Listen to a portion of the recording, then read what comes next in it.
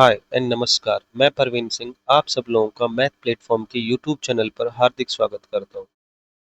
आज हम लोग डिस्कस करने वाले हैं यूपीएलटी ग्रेड का जो मैथमेटिक्स का सिलेबस है उसको कि उस सिलेबस में जो सिलेबस का मोड है वो कैसा है, इजी है, मॉडरेट है या हार्ड है। जैसा कि आप सब लोगों को एग्जाम स्कीम के बारे में पता होगा कि जो एग्जाम है वो दो चरणों में होगा, मतलब दो लिखित परीक्षाएं होंगी। फर्स्ट जो होगा पेपर वो एमसीक्यू टाइप होगा एंड सेकंड जो होगा वो सब्जेक्टिव टाइप होगा, मतलब डिस्क्रिप्टिव होगा। उसमें आप लोगों को प्रॉपर आंसर राइटिंग करनी पड़ेगी। आज हम लोग बात करेंगे पहले पेपर के बारे में। वैसे दोनों पेपरों के लिए जो सिलेबस है वो सेम है, यही सिलेबस रहेगा, लेकिन स्पेशली आज फोकस होगा कि जो फर्स्ट पेपर है उसमें आपकी जो अटेम्प्ट करने की टेक्निक है वो क्या होनी चाहिए और जो मोड ऑफ क्वेश्चंस है उस एग्जाम में कैसा हो सकता है। देखिए, जैसा कि आप सब लोगों को पता है कि 150 क्वेश्चन है, जिसमें से 30 जनरल अवेयरनेस के एंड जीके जीएस के हैं, और जो अपने पास 120 क्वेश्चन है वो मैथमेटिक्स के हैं। और जो टाइम है वो 2 घंटे का है, तो 2 घंटे में 120 क्वेश्चन करना थोड़ा मतलब टफ टास्क है। बट जिनकी प्रैक्टिस अच्छी है वो लोग अटेम्प्ट कर सकते हैं लगभग 100 के आसपास। तो जो ये पेपर है इसमें आप सब लोगों को वैसे तो अंदाजा हो ही गया होगा। ये जो पेपर होगा उसमें आप लोगों को से जो क्वेश्चन पूछे जाएंगे वो या तो प्रॉपर्टी बेस्ड पूछे जाएंगे या जिनमें कैलकुलेशन कम होगी ऐसे पूछे जाएंगे। अगर एग्जामिनर टफ पेपर बनाता है तो अटेम्प्ट जो है क्वेश्चंस वो कम होंगे। मतलब एक तरह से इसने जो क्वेश्चन पेपर है वो 120 करके एसएससी टाइप पेपर सेट कर दिया। जो एसएससी सीजीएल मेंस वगैरह का होता है ना, उस टाइप का क्वेश्चन पेपर सेट होगा। तो इसमें जो अपने पास मेरे हिसाब से तो पेपर सेट होना चाहिए वो सीधे थ्योरम बेस्ड या फिर जो इजीली क्वेश्चन सोल्व हो जाए वैसा होगा। वैसे 2018 का मैंने पेपर देखा है एलटी ग्रेड का, उसमें भी अपने पास जो क्वेश्चन पेपर है सीधे अपने जो थ्योरम है वो टिक करवाई है, या फिर इजी है, क्वेश्चन का जो मोड है वो इजी है। तो आज हम लोग इसी के बारे में डिस्कस करेंगे कि ये जो सिलेबस है इसका मोड इजी है, मॉडरेट है या हार्ड है। जैसा कि आप सब लोगों को पता है कि जो सिलेबस है वो मैंने यहाँ पे खोल लिया है। इसमें आप सब लोग अगर नोटिस करेंगे तो 7 यूनिट्स है। 7 यूनिट में जो फर्स्ट यूनिट है वो सबसे बड़ी है। फर्स्ट यूनिट का नाम है एलजेब्रा। एलजेब्रा में जो टॉपिक है उसमें ग्रेजुएशन के भी हैं और 11th 12th के भी हैं।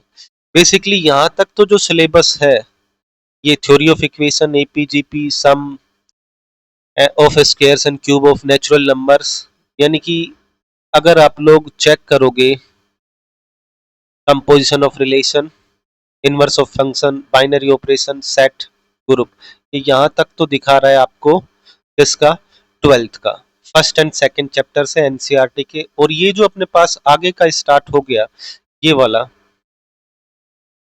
ये आगे का जो चैप्टर है यहाँ से लेके आगे तक कोसेंट ग्रुप, साइक्लिक ग्रुप, ये आपका एब्स्ट्रैक्ट अलजेब्रा का पार्ट है। एब्स्ट्रैक्ट अलजेब्रा में भी ऐसा ही नहीं है कि उसने पूरी बुक छाप दी है। उसमें भी आपके एक तो पहला चैप्टर है, एक दूसरा चैप्टर है, एक मेरे हिसाब से सब ग्रुप वाला फिर तीसरा है, तो उसमें चौथा चैप्टर है। तो मतलब बेसिकली 3 या 4 चैप्टर ही उसने इसमें ऐड करें। उसके बाद मैट्रिक्स और डिटरमिनेंट में चलते हैं। मैट्रिक्स और डिटरमिनेंट में आपका जो ये यहाँ से है inverse of a matrix, rank of a matrix, ये रैंक ऑफ ए मैट्रिक्स ये आपका ग्रेजुएशन का टॉपिक है, ठीक है। उसके बाद एप्लीकेशन ऑफ मैट्रिक्स सॉल्विंग ये 12th का टॉपिक है। आइगन वैल्यू ये जो है ये ग्रेजुएशन का है। आइगन वेक्टर ये भी ग्रेजुएशन का है। कैले हैमिल्टन थ्योरम ये भी ग्रेजुएशन का है। तो इसमें बेसिकली 3 ही टॉपिक है। और आइगन वैल्यू और आइगन वेक्टर ये तो अपना इजी टॉपिक है, इसमें कोई इतना टफ खास नहीं है कुछ करने को। दूसरा अगर हम लोग बात करें रियल एनालिसिस की, तो रियल एनालिसिस में जो आपके पास है ये सारा ग्रेजुएशन का है। और ग्रेजुएशन में भी एक चैप्टर है रियल एनालिसिस का लास्ट वाला, उसमें से ही सब कुछ पूछा गया है और उसमें से भी कुछ सिलेक्टेड है। तो इस हिसाब से आपको जो वो चैप्टर है उसके पूरे एग्जाम्पल्स और पूरी थ्योरम्स मेमोराइज करनी है अगर आप लोगों को अच्छा स्कोर करना है तो। उसी में से मतलब वो सीधे डायरेक्टली क्वेश्चन पूछेगा या डायरेक्टली थ्योरम पूछेगा, जस्ट आंसर करने उनसे। ठीक है। और जो थर्ड है ये वेक्टर एनालिसिस का है, इसमें भी ज्यादा कुछ नहीं है। एक तो चैप्टर फर्स्ट है, ठीक, और एक अपने पास इसका जो लास्ट चैप्टर है उसमें से भी इसने कुछ थ्योरम्स वगैरह हैं। इसमें ज्यादा कुछ नहीं है, मतलब 2 या 3 चैप्टर्स ही वेक्टर एनालिसिस में है। उसके बाद अगर बात करें कॉम्प्लेक्स एनालिसिस की, तो कॉम्प्लेक्स एनालिसिस में ट्वेल्थ का है। ट्वेल्थ का है direct inverse hyperbolic function of complex variable, यहाँ तक तो है ट्वेल्थ का। उसके बाद अगर बात करें तो अपने पास ये जो टॉपिक्स हैं ये ग्रेजुएशन के टॉपिक्स हैं। अब बात करते हैं कैलकुलस की।